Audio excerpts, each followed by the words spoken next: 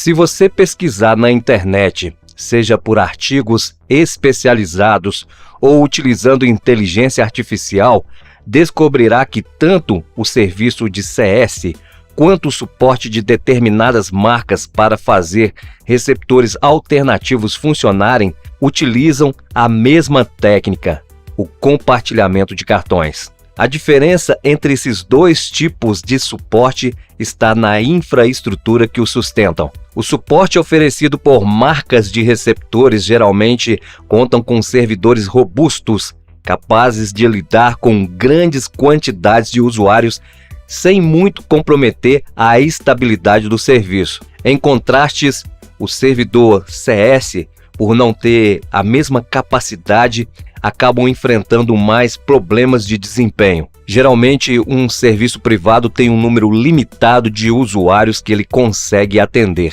Esclarecida essa semelhança na técnica usada, vamos então realmente o que importa.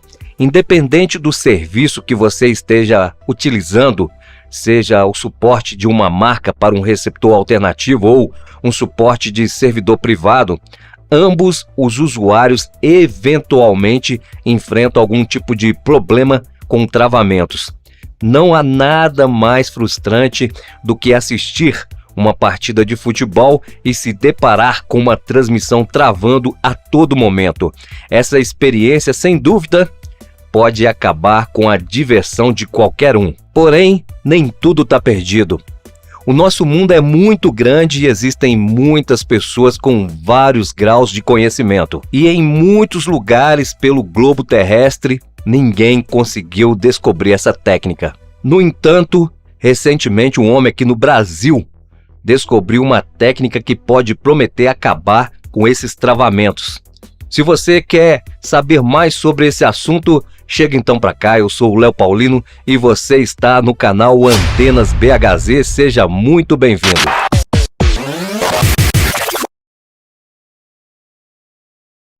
Sabemos que existem inúmeros sites nacionais, internacionais, além de fóruns de discussões que tratam de assuntos relacionados a receptores alternativos. Se você fizer uma pesquisa em matérias de 2023 para trás, verá que nenhum deles mencionam essa solução. Quando um receptor está travando, a única coisa que você precisa fazer, segundo um especialista aqui no YouTube, é alterar a posição orbital do satélite na configuração do receptor. Diz que ao fazer isso, o receptor estabiliza e você consegue, como exemplo, assistir a um conteúdo esportivo sem travamentos. Mas aí surge a pergunta: como um procedimento tão simples como mudar a posição orbital de um satélite, como exemplo, de 70W para 71W, pode fazer essa mágica? A resposta é que isso, tecnicamente falando, não funciona.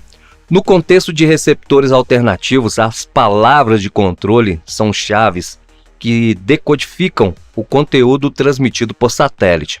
Essas palavras são enviadas em intervalos regulares e são essenciais para a exibição da imagem na tela do usuário.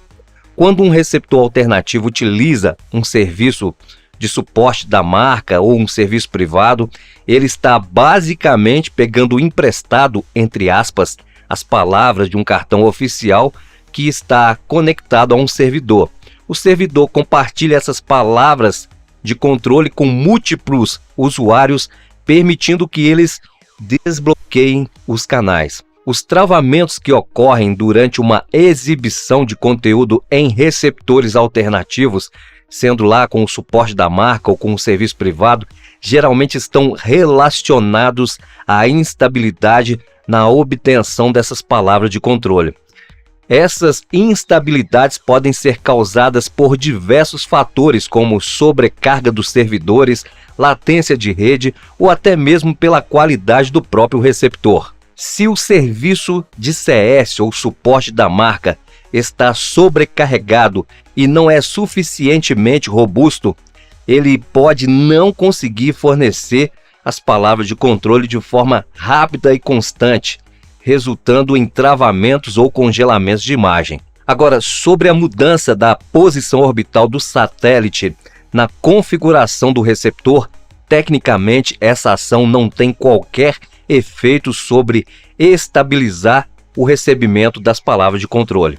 A posição orbital é simplesmente uma informação sobre o satélite. Se refere à localização física do satélite em relação à Terra. É como se alguém colocasse em um papel o nome da sua rua e o número da sua casa. A posição orbital do satélite é irrelevante no processo porque ela não influencia a recepção dessas palavras de controle. Alterar as configurações não vai melhorar a estabilidade do sinal, porque o que está em jogo é a capacidade do servidor em fornecer as palavras de controle de maneira consistente. Mas no mundo inteiro, se você procurar com uma lupa, só aqui no Brasil que você vai achar esse método. Então, gente boa, a ideia de mudar a posição orbital para resolver problemas de travamento é infundada e não tem base técnica. Esse mito foi provavelmente criado para confundir os usuários menos experientes, mas a realidade é que apenas os servidores de boa qualidade e uma rede estável podem garantir uma experiência de visualização sem interrupções. E o pior é que tem uma meia dúzia que compraram essas ideias. Isso simplesmente mostra a falta de conteúdo. Tem que buscar na imaginação temas fantasiosos para produzir conteúdos para o YouTuber. Se fosse dessa forma, as marcas de receptores diriam o seguinte em comunicados: quando você fazer a atualização, você também tem que mudar a posição orbital para que o sistema rode com estabilidade. Porque, como foi dito, independente se é um serviço privado ou um serviço de suporte de uma marca, todos os dois usam as mesmas técnicas. É o que eu sempre falo aqui no canal. Tome cuidado para não ser tapeado. É isso aí, gente boa. Nem tudo que brilha é ouro. Bom, desejo a você um grande abraço. Até outros conteúdos por aqui no canal Antenas BHZ.